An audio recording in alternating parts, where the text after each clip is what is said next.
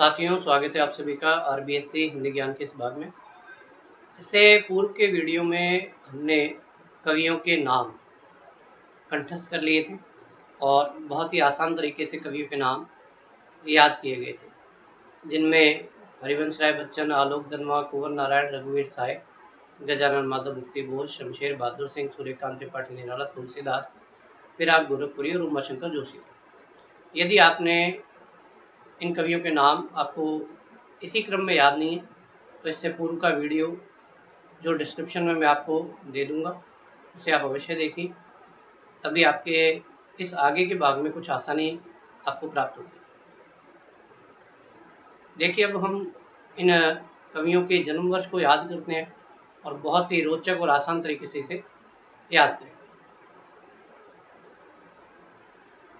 देखिए, हमारे एक सभ्यता थी, सिंधु सभ्यता। कौन सी सभ्यता थी? सिंधु सभ्यता। और इस सिंधु सभ्यता के जो लोग थे वे स का उच्चारण ह करते थे। स का उच्चारण ह करते थे। इसी बात को हमने हमारे ध्यान में रखते हुए स्वीकार कर लिया।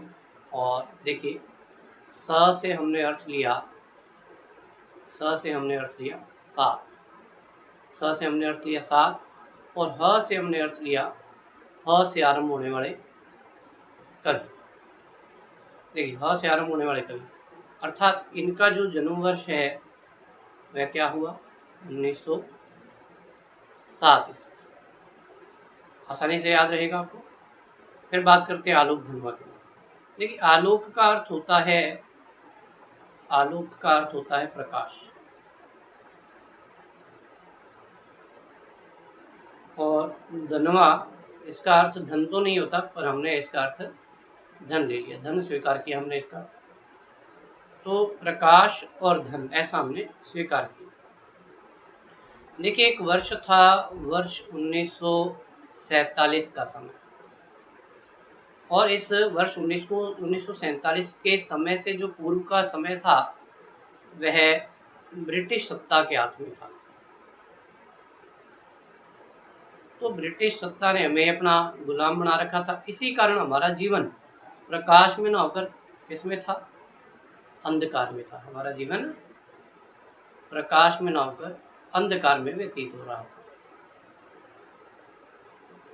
और 47 में उन्होंने हमें स्वतंत्रता प्रदान की, हमें स्वतंत्रता मिली। तो यह जो अंधकार है वह प्रकाश में बदल गया, पर धन हमें प्राप्त नहीं हुआ। धन हमें प्राप्त नहीं हुआ। हम सभी जानते हैं हमारा देश कृषि प्रधान देश है, और हमने कृषि करते हुए धन प्राप्त किया। जैसे कोई भी योजना बनाते हैं, एक वर्ष पूर्व हम योजना बनाते हैं और धन एकत्र करते हैं, उसी प्रकार हमने भी एक वर्ष कार्य किया, 48 तक कार्य किया और कुछ धन एकत्र कर लिया। इस प्रकार आलोक धनवा का जो समय है वो आपका 1948 का समय रहेगा। देखिए, बिल्कुल ही आसान तरीका है। अब बात करते हैं कुंवर नारायण की। देखिए, हमारे राजस्थान में एक परंपरा है कि जो विवाहित युवक हों उन्हें कुंवर सा कहकर संबोधित किया जाता है। नवविवाहित को कुंवर सा कहकर संबोधित किया जाता है। इसी आधार पर हम बात करते हैं कि हमारी जो सरकार है इस सरकार द्वारा लड़कों के विवाह की आयु 24 वर्ष निर्धारित की गई। लड़कों के विवाह की आयु 24 वर्ष निर्धारित की गई। इसी आधार पर यह जो कुंवर नारायण है ये अपना जन्म प्रमाण पत्र लेकर अपने पिताश्री के पास पहुंचता है और उन्हें कहता है कि पिताश्री, नाम तो कुंवर रख दिया आपने मेरा, पर आप मुझे वास्तविक कुंवर बनने का मौका कब दे रहे हैं? वास्तविक कुंवर कब बना रहे हैं? और उनके पिताश्री उसे कहते हैं कि बेटा 2-3 साल ठहर जा, कोई योग्य कन्या ढूंढेंगे और फिर तुम्हारा विवाह करेंगे। तो 3 वर्ष मांगे उन्होंने, इसलिए हमने इसे इस प्रकार रखा कि ये हो गए 27। इसलिए इनका समय क्या रहा, 1927 का समय। देखिए इससे आसान तरीका और कहीं नहीं मिलेगा आपको। अब बात करते हैं रघुवीर सहाय की।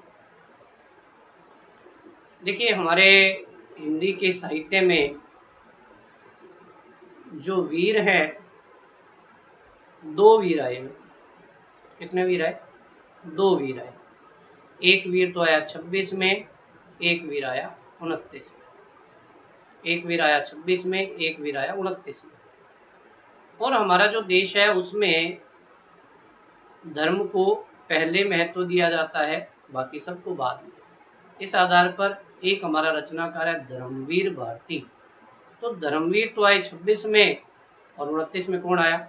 29 में आए रघुवीर। 29 में कौन आए? 29 में आए रघुवीर। देखिए ये भी हमें आसानी से कंठस्थ हो गया। तो ये हुआ आपके 1929 का समय। चलिए अब आगे के कवियों को पढ़ते हैं, उन्हें याद करते हैं। देखिए आगे लिखा है गजानन माधव मुक्तिबोध। गजानन माधव मुक्तिबोध एक आंकड़ा है, एक गणना है, 17 की एक संख्या है। और यह जो संख्या है इसके लिए हमेशा एक बात कही जाती है कि 17 क्या है? 17 खतरा है। 17 क्या है? 17 अपने आप में खतरा है। मैंने कहा विद्यार्थियों 17 खतरा नहीं है, क्योंकि 17 में तो मुक्ति प्राप्त हुई है, इसलिए 17 कैसे खतरा हो सकता है? इसलिए इनका समय क्या है? 1917 का समय। फिर हम बात करते हैं शमशेर बहादुर सिंह। देखिए इनके लिए मैंने क्या बात की कि जो व्यक्ति नाम के शेर या बहादुर होते हैं, जो व्यक्ति नाम के शेर या बहादुर होते हैं, वे कभी अकेले नहीं रहते, हमेशा समूह में रहते हैं। वे कभी अकेले नहीं रहते, हमेशा समूह में रहते हैं। और समूह के लिए हम एक बात जानते हैं जिसे हम ऐसे कहते हैं, एक और एक 11। एक और एक 11 है, ये हम भली भांति जानते हैं। तो हमने क्या आंकड़ा लिया इसे? 11 का। देखिए मैंने कहा अकेले नहीं रहते, तो कम से कम 2, 3, 4, 5 कुछ तो होंगे जो समूह में रहेंगे। तो बेटा ये जो कवि हैं, 2 कवि एक जैसे। एक तो हमने बात की उमाशंकर की, एक हमने बात की शमशेर बहादुर सिंह। तो उमाशंकर और शमशेर बहादुर सिंह दोनों कब के हैं? दोनों आपके 1911 के समय के हैं। दोनों कब के हैं? 1911 के समय। तुलसीदास हम सीधे सीधे याद करेंगे। तुलसीदास का समय 1532 का समय है। देखिए अब है निराला और फिराक गुरु। इसके लिए हमने बात की कि एक बार एक ग्रामीण कन्या थी, उसने फिराक धारण की। उसने फिराक धारण की, और वह फिराक कैसी थी? फिराक थी निराली। कैसी फिराक थी? निराली फिराक थी। और जब उसने निराली फिराक धारण की तो वह कैसी लग रही थी? वह बहुत ही अच्छी लग रही थी। जब उसने निराली फिराक धारण की बहुत ही अच्छी लग रही थी। ऐसे अ से हमने पकड़ा 18, छ से हमने पकड़ा 6, और इसको एक आगे बढ़ा दिया। इसका वर्ष, जन्म वर्ष का समय क्या रहा? 1896 का समय। क्या समय रहा? 1896 का समय। तो ये तो हुए इन कवियों के जन्म वर्ष। देखिए अब इनके मृत्यु वर्ष में आपको याद करवाता हूँ। ये भी बिल्कुल आसान तरीके से और बहुत जल्दी जल्दी आप याद कर पाएंगे। देखिए एक बात हम भली भांति जानते हैं कि जब भी किसी की मृत्यु हो या संकट की स्थिति हो या फिर दुखद कोई घटना हो, तो हमें सबसे पहले ईश्वर याद आते हैं। और सुखद समय रहे हम कभी भी ईश्वर को याद नहीं करते। ऐसा भी होता है जब हमारे परिणाम आ रहे हों, तो परिणाम आने पर हम बहुत ज़्यादा अगरबत्तियाँ जलाते हैं, ईश्वर को दंडवत प्रणाम करते हैं। उस समय ईश्वर भली भांति याद आते हैं। इसी प्रकार मैंने इन कवियों की मृत्यु को भी किसी ईश्वर पर आधारित रखते हुए याद करने का प्रयास किया। तो मैंने कहा कि जब भी संकट का समय आए, बच्चों, तुम नारायण को याद किया करो। नारायण को याद किया करो। और जब हम नारायण को याद करेंगे तो ऐसे ही निश्चित रूप से जब मैंने ऐसी बात कही तो मेरे किसी विद्यार्थी के द्वारा ऐसा कहा गया कि सर फिर क्या होगा। मैंने कहा बहुत अच्छी बात पूछी, फिर क्या होगा कि हमारे मन में शेर जैसी जो दुविधाएं हैं हठ रूप में बैठी हैं। हमारे मन में शेर जैसी दुविधाएं हैं हठ रूप में बैठी हैं। उनसे रघु अर्थात राम स्वयं उमा की कृपा से हमें मुक्ति प्रदान करेंगे। देखिए, अब मैं सबसे पहले इस मुक्ति पर आधारित देखिए मृत्यु की बात करता हूँ। देखिए, मुक्ति से पूर्ण गजानन माधव मुक्ति बोध। पहले गजानन माधव मुक्ति बोध पे आते हैं। यहाँ लिखा है गजानन माधव मुक्ति बोध, ये रहा गजानन माधव मुक्ति बोध। देखिए, इनके जन्म का समय मैंने आपको बताया था कि 17 नहीं है, मुक्ति प्राप्त हुई है। अब मृत्यु की बात करते हैं। देखिए, मुक्ति की बात करें तो हम सभी जानते हैं कि यदि कोई हमारे घर पे कोई वृद्धजन हो, अंतिम उनका समय चल रहा हो, तो वे एक बात बहुत कहते हैं कि यदि मैं चला जाऊं तो बहुत ही अच्छा है। अर्थात अब ये असहनीय पीड़ाएं सहन नहीं कर पा रहा हूँ।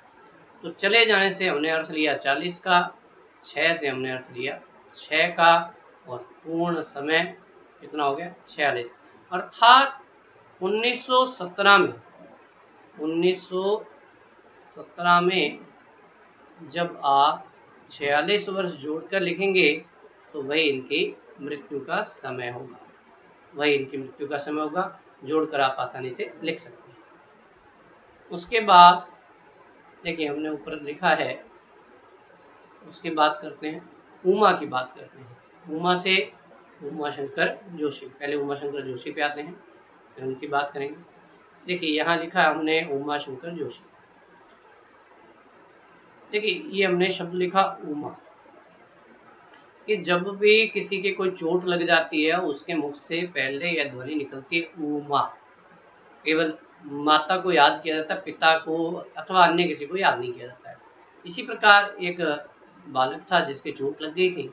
संध्या काल में पिता आते हैं और पूछते हैं कि बेटा क्या हुआ। उसकी पीड़ा को देखते हुए वो बताता है चोट लग गई, और उसके पिताश्री उससे पूछते हैं क्या बेटा माता साथ में नहीं थी।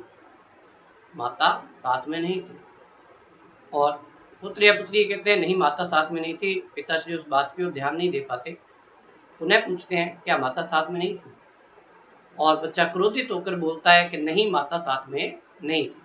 तो देखिए इन्होंने क्या पूछा, क्या माता साथ में नहीं थी, उन्हें क्या जवाब आया कि माता साथ में नहीं थी। इनका मैंने आपको जन्म वर्ष बताया था 1911 का समय, और इसी 1911 के समय में जब आप 77 वर्ष जोड़कर लिख देंगे तो यही इनकी मृत्यु का समय होगा। देखिए कितना आसानी से आपको याद हो चुका है। अब आपको इन जन्म वर्ष मृत्यु वर्ष को रटने की आवश्यकता नहीं है, बिल्कुल ही आपके दिमाग में रहेंगे, कभी आप इन्हें नहीं भूलेंगे। देखिए अब बात करते हैं रघुवीर सहाय की। रघुवीर के लिए हम सीधे सीधे बात करेंगे कि जो इसका मैंने आपको जन्म वर्ष बताया था, जन्म वर्ष इसका 1929 का समय रघुवीर सहाय का। रघु 61 वर्ष का है, रघु 61 वर्ष का, 61 वर्ष जोड़ के रखें, मृत्यु का समय आ जाएगा। ये हम सीधे सीधे याद करेंगे, रघु का समय 61 वर्ष का, तो ये भी हमने कर लिया। अब बात करते हैं हठ की। हठ से हमने बात ली है कवि निराला। हठ से हमने बात ली है कवि निराला। देखिए जो निराले होते हैं वही हठे होते हैं, इनका जन्म का समय मैंने आपको 1896 का बताया था, और मृत्यु का समय देखिए हठ और हठ से हमने पकड़ा 60, हठ 60 और 60 से हमने पकड़ लिया वर्ष को 65। तो यानी कि इनकी मृत्यु का समय 65 वर्ष बाद का समय होगा, वही इनकी मृत्यु का समय होगा। तो हठ से 60, 60 से 65। देखिए कितना आसान तरीका है, इससे आसान तरीका आपको कहीं प्राप्त होने वाला नहीं है। अब बात करते हैं शेर की, और शेर से हमारे जो रचनाकार हैं वे हैं शमशेर बहादुर सिंह। देखिए इनका मैंने जन्म वर्ष आपको 1911 का बताया था। अब शेर की बात थोड़ा सा ध्यान देते हैं कि एक बार एक पिता और पुत्र टेलीविज़न पर कोई कार्यक्रम देख रहे थे और उसमें एक शेर आता है और किसी जानवर को पकड़ लेता है, किसी जानवर को दबोच लेता है। और जब ऐसी स्थिति आती है तो वह पुत्र अपने पिता से पूछता है क्या यह जानवर शेर से मुक्त हो पाएगा या नहीं। तब उसके पिता उससे एक बात कहते हैं कि बेटा शेर से कोई मुक्त नहीं हो पासी। क्या बोलते हैं उसे वो, कि शेर से कोई मुक्त नहीं हो पासी। बच्चा पुनः पूछता है कि क्यों, और उसके पिता से उसे कहते हैं क्योंकि बेटा शेर की उम्र है 82, शेर की उम्र है 82। देखिए आसानी से इसका समय भी हमने याद कर लिया। अब आगे की बात करें तो उसके बाद हमने लिखा है फिर। तो मेरे एक विद्यार्थी ने पूछा था कि सर फिर क्या होगा। मैंने कहा बेटा फिर क्या होना है, शेर फिर आ जाएगा, अर्थात दुविधाएं फिर आ जाएगी, ईश्वर को याद नहीं करोगे तो शेर फिर आएगा। तो शेर तो था देखो 82 वर्ष का, फिर आएगा अपने चारों पैरों पर फिर से आया, और समय क्या बन गया 86 वर्ष का। इसलिए फिराक गोरखपुरी का समय क्या है, फिराक गोरखपुरी का समय है 86 वर्ष का समय। और फिराक गोरखपुरी 1896 का समय। इसमें जब आप 86 वर्ष जोड़ेंगे तो निश्चित रूप से इसकी मृत्यु का समय आपके सामने होगा। अब हम आगे की बात करें तो यहाँ हमने लिख रखा है नारायण। देखिए नारायण कौन है, कुंवर नारायण। यहीं पे इसका मृत्यु वर्ष लिखा। देखिए 9 से हमने बात पकड़ी 9 की, और ये 0 से हमने बात पकड़ ली 0 की। तो कुंवर नारायण का समय 90 वर्ष का। तो कुंवर नारायण आया था 1927 में, और उसमें अगर आप 90 वर्ष जोड़ देंगे तो ये इनकी मृत्यु का समय आसानी से आपके सामने होगा। अब यहाँ हमने बात की बच्चों। देखिए बच्चों से नाम आया हरिवंश राय बच्चन। प्रत्येक अभिभावक यही चाहते हैं कि उनके जो पुत्र या पुत्री हैं चिरायु को प्राप्त करें। और चिरायु से हमने सामान्य रूप से एक बात ली थी, चिरायु अर्थात 100 वर्ष का समय। हमने कहा हम 100 वर्ष का समय नहीं मानते हैं, हम इसे कितना वर्ष का समय मानेंगे, हम इसे 96 वर्ष का समय मानेंगे। और मैंने आपको इनका समय जन्म का 1907 का बताया था। उसमें जब आप 96 वर्ष जोड़ देंगे तो इनकी मृत्यु का समय भी आपके सामने 2003 का होगा। देखिए अब यहाँ लिखा है तुम, और तुम से हमने तुलसीदास को पकड़ा है। मैंने कहा बच्चों तुम नारायण को याद किया करो। क्यों किया करो, क्योंकि नारायण ही एकमात्र सहारा है। देखिए नारायण के 90 वर्ष पकड़ी और एक सहारा उसमें लगा दिया। तो नारायण को इसलिए याद करना है क्योंकि नारायण एकमात्र सहारा है। इसलिए तुम से अर्थात हमारा जो कवि है वो है कवि तुलसीदास। और तुलसीदास का जो समय मैंने आपको बताया था 1532 का समय, और उसमें आप 91 वर्ष जोड़ देंगे 1623 का समय होगा। ये इनकी मृत्यु का समय है। एक रचनाकार और रह गया है। देखिए आलोक धनवा, इनकी अभी मृत्यु नहीं हुई है। 1948 का इनका जन्म वर्ष का समय है, इसलिए आपको यहाँ नहीं दिखाया गया है। तो विद्यार्थियों आशा करता हूँ कि बहुत ही रोचक जानकारी आपको प्राप्त हुई होंगी। इसी प्रकार की महत्वपूर्ण जानकारी को प्राप्त करने के लिए हमारे इस चैनल से जुड़े रहें। RBSC हिंदी ज्ञान से चैनल अच्छा लगे और वीडियो बहुत ही अच्छा लगे, जानकारियाँ महत्वपूर्ण लगें तो चैनल को लाइक करें, सब्सक्राइब करें, शेयर करें और अधिकांश लोगों को भेजने का प्रयास करें ताकि सभी इन जानकारियों का लाभ उठा पाएँ। धन्यवाद, आप सभी का बहुत बहुत धन्यवाद।